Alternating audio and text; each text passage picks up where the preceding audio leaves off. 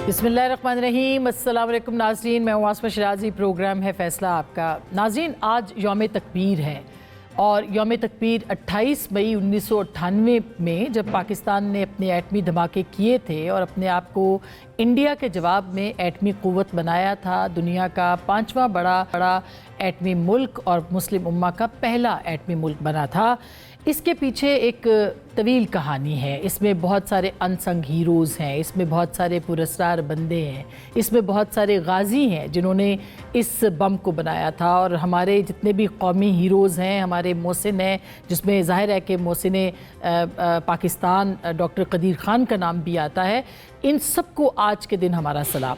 और पाकिस्तान एक एटमी क़ुव्वत बना है तो उसकी अहमियत का आज अंदाज़ा हो रहा है। पाकिस्तान एटमी क़ुव्वत बना है तो इस खित्ते के अंदर तवाज़ुन की जो कैफियत थी उसका अदराक आज हो रहा है। जो हमारे सब बुज़ुर्गों ने पहले सोचा था, ख़ास करके ज़ुल्फ़िकार अली भुट्टो जिन्होंने इस बम को बनाने के लिए आगाज़ किया था हिंदुस्तान के बाद, मेरा ख़्याल है कि एक तवील सफ़र है जिसका आगाज़ ज़ुल्फ़िकार अली भुट्टो ने बतौर वज़ीर आज़म पाकिस्तान किया था। उससे पहले बहुत से मौक़े जनरल अयूब ख़ान के पास भी आए और तारीख़ ये बताती है उसके बाद भी आए, लेकिन और मोहम्मद अली बोगरा साहब के पास भी आए, लेकिन पाकिस्तान ने उनको अवेल नहीं किया और ये एज़ाज़ ज़ुल्फ़िकार अली भुट्टो को मिला। किस तरह से ये प्रोग्राम का आगाज़ हुआ, एक झलक ज़रा सुनिएगा। कितना प्रेशर था उस वक्त के वज़ीर आज़म ज़ुल्फ़िकार पे और किन किन मराहिल से गुजर के ये बम बनाए, ज़रा ज़ुल्फ़िकार अली भुट्टो साहब को सुनिए।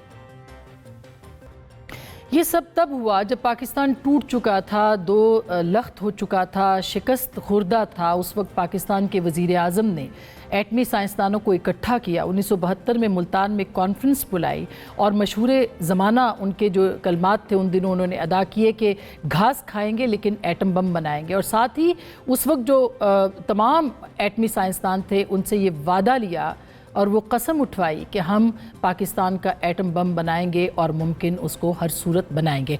ये जो खालिक थे ज़ुल्फ़िकार अली भुट्टो, इसके बाद तमाम जो हुकूमतें आईं उन्होंने इसके ऊपर कोई कॉम्प्रोमाइज़ नहीं किया। 1972 के बाद फिर जनरल ज़ियाउल हक ने इसको जारी रखा, उसके साथ साथ फिर मोहतरमा बेनज़ीर भुट्टो जिन्होंने कि फिर मिसाइल प्रोग्राम भी शुरू किया, फिर जनाब नवाज़ शरीफ साहब जिन्होंने इसको मुमकिन बनाया। इस दौरान इसाक़ खान साहब का भी नाम आता है और तमाम जो एटमी साइंसदान हैं, जिसमें मुनीर अहमद ख़ान साहब हैं, जिसमें डॉक्टर कदीर ख़ान साहब हैं, जिसमें समर मुबारक मंद साहब हैं और बहुत सारे ऐसे साइंसदान जिनके नाम हम नहीं ले रहे, लेकिन इन सब की काविशों के बाद पाकिस्तान एटमी क़ुव्वत बना।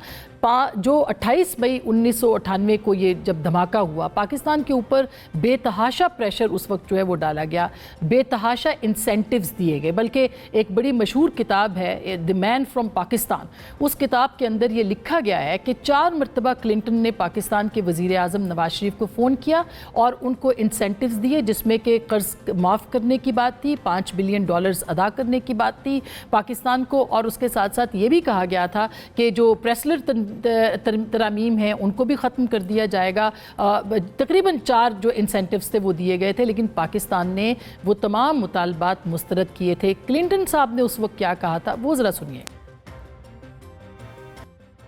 यूं सदर क्लिंटन जो कि अमेरिका के सदर हैं, उनकी ज़ुबानी आपने सुना कि उन्होंने पाकिस्तान को कितनी बड़ी ऑफ़र्स दी, पेशकश की, लेकिन उसके बावजूद पाकिस्तान ने ये धमाका किया। और उस वक्त वज़ीर आज़म नवाज शरीफ साहब थे, उन्होंने क्या कहा वो भी ज़रा सुनिएगा। और यूं वो लम्हे आए कि जब हमने देखा कि फ़िज़ाएँ जो थी वो नारे तकबीर से गूंज उठी और आज यौम तकबीर तक हम पहुँचे हैं, तो वो यूं हुआ था, ज़रा देखिएगा।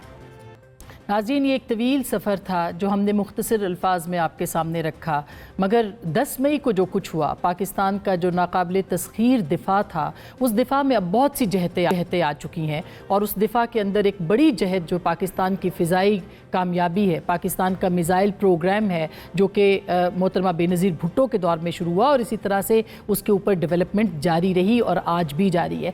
आज जो 10 मई को पाकिस्तानी अपना सर फ़ख्र से बुलंद कर रहे हैं, इसकी वजह वजह इसके पीछे ये सारी काविशें थी जो कि होती रही हैं। हम बात करेंगे आज इसी मामले के ऊपर भी कि कितना ज़रूरी था पाकिस्तान को नाकाबिल तस्खीर बनाना, कितना ज़रूरी है अभी भी कि दिफा की जो नई जहतें हैं उनको रोशनास करवाना। क्या जो फ़िज़ाई क़ुव्वत बन के पाकिस्तान अब उभरा है इसके अंदर क्या क्या चैलेंजेस है। ख़ास करके आज हिंदुस्तान नए स्टेल्थ तैयारे ख़रीदने की बात कर रहा है और पाकिस्तान भी अपनी टेक्नोलॉजी को एडवांस कर रहा है। हम कहाँ खड़े हैं, कहाँ खड़े होंगे, इसके ऊपर आज के इस प्रोग्राम में बात करेंगे और साथ इस पर भी बात करेंगे इस वक्त पाकिस्तान के जो अंदरूनी चैलेंजेस हैं, बहरान हैं और जिस तरह से मामलात आगे बढ़ रहे हैं उसके ऊपर भी। हमारे साथ डॉक्टर मुसद्दिक मलिक साहब हैं जो कि मौसमियाती तब्दीली, क्लाइमेट चेंज के वज़ीर हैं, वफाकी वज़ीर। बहुत शुक्रिया सर आपकी तशरीफ़ आवरी का। हमारे साथ मौजूद है जनाब ओन अब्बास पप्पी साहब, सेनेटर हैं, पाकिस्तान तहरीक इंसाफ के सीनियर रहनुमा हैं, उनसे भी बात होगी। और हमारे साथ मौजूद है जनाब खालिद चिश्ती साहब जो कि एयर कमोडोर हैं,